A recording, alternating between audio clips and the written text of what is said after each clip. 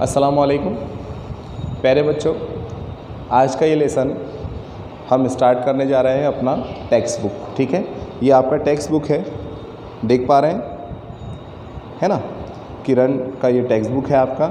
उम्मीद करता हूँ कि आपके घर पर ये टेक्स्ट बुक आपके पास है।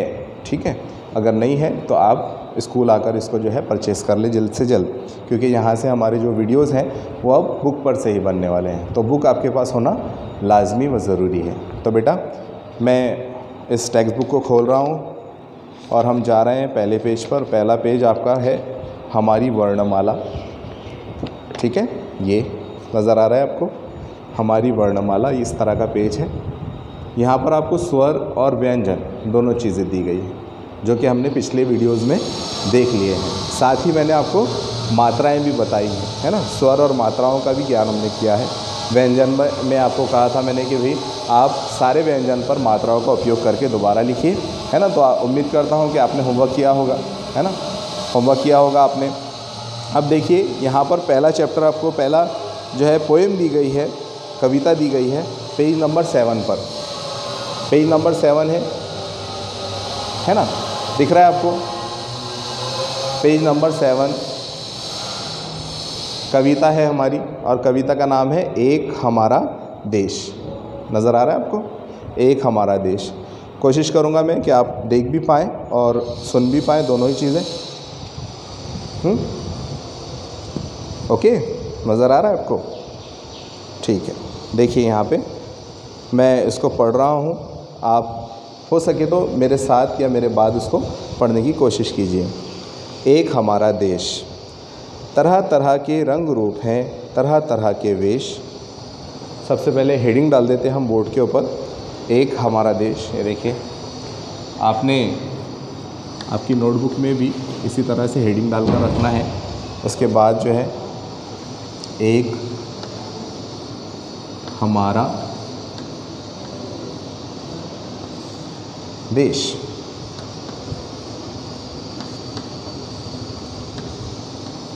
देश कहते हैं कंट्री को, मुल्क को, है ना। देश का मतलब कंट्री या मुल्क। ठीक है, हमारे देश का नाम क्या है बता सकते हैं? क्या नाम है हमारे देश का? भारत, है ना, हिंदुस्तान, इंडिया, ये सब नाम हमारे देश के लिए है ना। चलिए शुरू करते हैं। मैं पढ़ रहा हूँ बेटा, और आपने मेरे साथ पढ़ना है, मेरे बात पढ़ना है। पढ़िए, शुरू कीजिए। लाइन बाय लाइन उंगलियाँ भी रखनी है आपने। ठीक है, टेक्स्ट को, आपके पास में टेक्स्ट बुक होगा, आप उस पर उंगलियाँ रख सकते हैं, है ना। गौर से देखिएगा, उच्चारण सही कीजिएगा। तरह तरह के रंग रूप है, तरह तरह के वेश, लेकिन सब हैं भाई भाई एक हमारा देश। धर्म और भाषा के झगड़े अरे कौन फैलाता, पूछ रही है दुखी हृदय से अपनी भारत माता। आज़ादी की आन की रक्षा करना अपना कर्म, देश हमारा सबसे पहले, देश हमारा धर्म। नज़र आ रहा है आपको, देख पा रहे हैं? ठीक है, अभी क्लियर। घर घर अलग जगाना है, लोगों को समझाना है, ऊंच नीच के भेदभाव को मिलकर आज मिटाना है। बापू की इस भावना को मत पहुंचाना ठेस। ये आपकी पोएम मैंने आपको पढ़ कर दी है ना।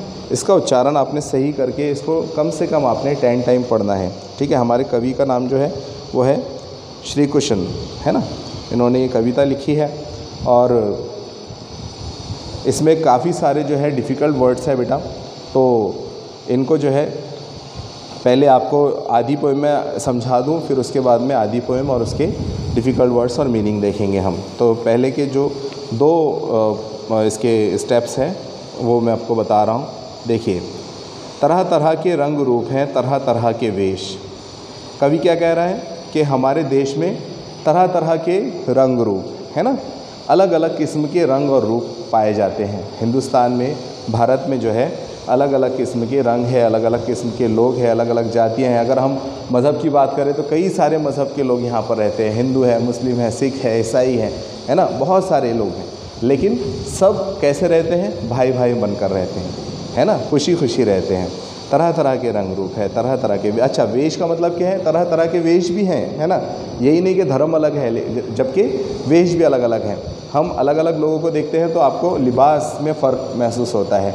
जैसे देखिए मुसलमान जो है वो कुर्ता पैजामा पहनते हैं जेंट्स, और लेडीज़ जनरली जो है पूरा कमीज़ पहनती हैं, है ना, और नकाब का इस्तेमाल करते हैं ज़्यादातर मुसलमान लोग। जबकि हिंदू भाइयों का हम देखते हैं तो हिंदू भाई हमारे धोती और कुर्ता ज़्यादातर पहनना पसंद करते हैं, और लेडीज़ उनकी जो है वो लुगड़ा बांधती हैं और बिंदी लगाती हैं, है ना, पेशानी पर, है ना, और जो हिंदू भाई है हमारे वो लंबी सी टोपी पहनते हैं वाइट कलर की, है ना। तो वेश सबके अलग अलग है। उसी तरह सिख लोगों को आप देखो, ईसाइयों को देखो, है ना, सबके अलग अलग जो है पहराए हैं। यहाँ पर फ़ोटो में आपको बताया है कि उनके पहराव में कितना फ़र्क पाया जा रहा है। देख पा रहे हैं आप, सबके पहरावे अलग अलग हैं, है ना, किसी ने साड़ी पहना है, किसी ने ड्रेस पहना है ना। यहाँ पर जेंट्स के भी अलग हैं। तो अलग अलग तरह के क्या है, ये वेश हैं। ये क्या है, पहने हुए वेश, यानी कि लिबास, ठीक है। लेकिन सब हैं भाई भाई, एक हमारा देश। सारे भाई भाई हैं फिर भी, हालांकि मज़हब अलग अलग है, रीति रिवाज अलग है ना, यहाँ तक कि ड्रेसिंग का स्टाइल अलग है, लेकिन फिर भी क्या कह रहा है कवि, सब हम क्या हैं, भाई भाई हैं, है ना, इंसान हैं हम सब। धर्म और भाषा के झगड़े अरे कौन फैलाता, पूछ रही है दुखी हृदय से अपनी भारत माता। कवि भारत को भारत माता कह रहा है ना। हमारा जो देश है, कवि को इतनी मोहब्बत है देश से कि वो उस देश को माता के समान मान रहा है। माता मतलब माँ, है ना। हम अपनी माँ से कितना प्यार करते हैं, बोलो, मम्मी से प्यार करते हैं ना, है ना। सबसे ज़्यादा प्यार हम माँ से करते हैं और सबसे ज़्यादा प्यार माँ ही हमसे करती है। तो कवि मुल्क को क्या कह रहा है, माता का दर्जा दे रहा है, माँ का दर्जा दे रहा है ना।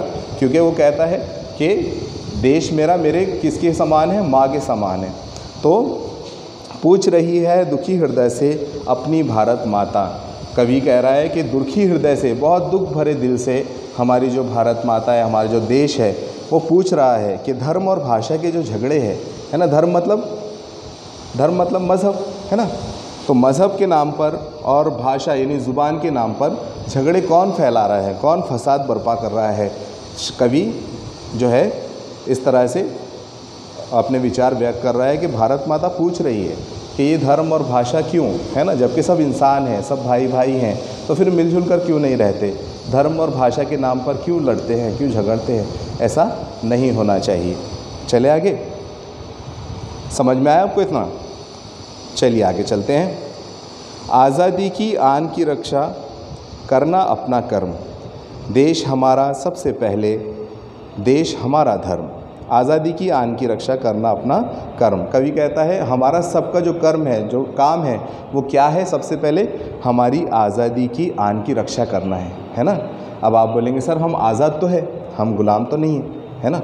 लेकिन 15 अगस्त हम मनाते हैं, देखा है आपने, झंडा हम लहराते हैं। क्यों लहराते हैं? क्योंकि सन 1947 में हमारा देश गुलामी से आज़ाद हुआ, है ना। 200 साल तक अंग्रेज़ों ने हमारे देश पर जो है क्या किया है, बोलिए, गुलाम बनाकर हमको रखा है, हमारे ऊपर राज किया है ना। और हमको गुलाम बनाकर रखा था, जैसा वो कहते थे वैसा हमें करना पड़ता था, है ना। फ्रीडम फाइटर्स की बहुत ज़्यादा अनथक प्रयास और मेहनत के बाद जो है हमारा देश आज़ाद हुआ। तो आज जब हम आज़ाद हो गए हैं तो हमको क्या चाहिए कि हम अपनी आज़ादी की रक्षा करें, है ना, हमारे मुल्क की रक्षा करें। देश हमारा सबसे पहले, देश हमारा सबसे पहले, देश हमारा धर्म। देश को सबसे पहले रखना है ना। जैसे धर्म को, हमारे ईमान को हम सबसे पहले रखते हैं, उसी तरह देश को भी ऐसे ही रखना है आपने, ठीक है। तो यहाँ तक के समझ में आ गया आपको। घर घर अलग जगाना है, लोगों को समझाना है, ऊंच नीच के भेदभाव को मिलकर आज मिटाना है। हमको घर घर ये बात पहुंचानी है ना, एक मैसेज पहुंचाना है, अलग पहुंचाना है, एक मैसेज पहुंचाना है आपने। क्या मैसेज पहुंचाना है ना, कि ऊंच नीच के भेदभाव को मिलकर आज मिटाना है। हमको मैसेज ये पहुंचाना है कि भाई सारे हम भाई भाई हैं, चाहे हिंदू हो, मुस्लिम हो, सिख हो, ईसाई हो, है ना। सबके दिलों से जो भेदभाव का एक हमारे दिल में जो भेदभाव है उसको क्या करना है, मिटाना है हमने, है ना। तो घर घर जाकर हमने ये दीप जलाना है लोगों के दिल में कि भाई कोई ऊंचा नहीं, कोई नीचा नहीं, कोई छोटा नहीं, कोई बड़ा नहीं, है ना, सब एक समान है। ओके। बापू की इस भावना को मत पहुंचाना ठेस। बापू गांधी जी के लिए यूज़ हुआ है ना। नेताजी सुभाष चंद्र बोस ने गांधी जी को ये लक़ब दिया था बापू का। राष्ट्रपिता भी उनको कहा जाता है गांधी जी को। तो गांधी जी जो थे वो ऊंच नीच में विश्वास नहीं रखते थे। वो चाहते थे कि भी सारे लोग जो है, जितने धर्म के लोग हैं, सब एक समान हैं, एक जैसे हैं, है ना। और अगर कोई ऐसा करता था तो उनके दिल को बहुत ठेस पहुंचती थी, बुरा लगता था उनके दिल को। तो आज तो गांधी जी है नहीं, है ना। तो कवि कहता है कि इस तरह से काम मत करो, ऊंच नीच का, भेदभाव का कोई दिल में इस तरह से रखो मत, ख्याल मत लाओ, है ना, वरना क्या होगा, बापू जो है, जो गांधी जी है, उनके दिल को ठेस पहुंचेंगी। तो श्री कृष्ण ये कह रहे हैं, हमारे कवि जो हैं इस पोएम के, वो श्री कृष्ण हैं और वो ये कह रहे हैं। तो उम्मीद करता हूँ ये पोएम आपने समझी होंगी, आपको समझ में आई होगी। इसके आगे का जो है, अभी आपने इसको क्या करना है, 10 टाइम्स रीड करना है इसको अच्छे से, ठीक है, एकदम बढ़िया तरीके से इसको 10 टाइम रीड करना है। ओके, पूरी तरह। इसके बाद नेक्स्ट पेज जब आप जाएंगे तो नेक्स्ट पेज पर पेज नंबर 8 आपको नज़र आएगा और यहाँ पर आपको नज़र आ रहा है शब्द भंडार। क्या नज़र आ रहा है, शब्द भंडार, है ना। आपने बुक लेना है, उसमें हेडिंग डालना है आपने, एक हमारा देश, और उसके साइड में ये आपका इस तरह से यहाँ पे शब्द, है ना, और इस साइड, एक साइड ऐसे कर लो, एक साइड ऐसे बना लो और यहाँ लिखो अर्थ। ठीक है बेटा, इधर शब्द और इधर अर्थ। अब नंबर 1, इसमें क्या शब्द दिया है, रंग रूप, रंग रूप, ठीक है, रंग रूप। अब इसका अर्थ क्या दिया हुआ है यहाँ पे, लुक्स,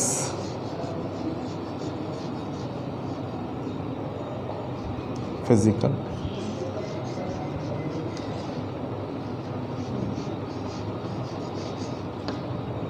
अपीयरेंस, अपीयरेंस, ठीक है। बाकी के भी इस तरह से सेकेंड, थर्ड, फोर्थ, कितने पूरे 6 है शायद, 1 2 3 4 5 6 7 8 है ना। तो ये सारे 8 के 8 आपने इस तरह से लिखने हैं, इधर शब्द लिखने हैं, इधर अर्थ लिखने हैं और इनको याद करना है। ठीक है बेटा, ये शब्द अर्थ आप लिखेंगे, याद करेंगे, यही आपका होमवर्क है। और पोएम को, कविता को 10 टाइम्स आपने पढ़ना है। ठीक है, तो करेंगे आप ये होमवर्क इंशाल्लाह। ठीक है, इसके बाद नेक्स्ट लेसन में मिलते हैं। अल्लाह हाफिज़।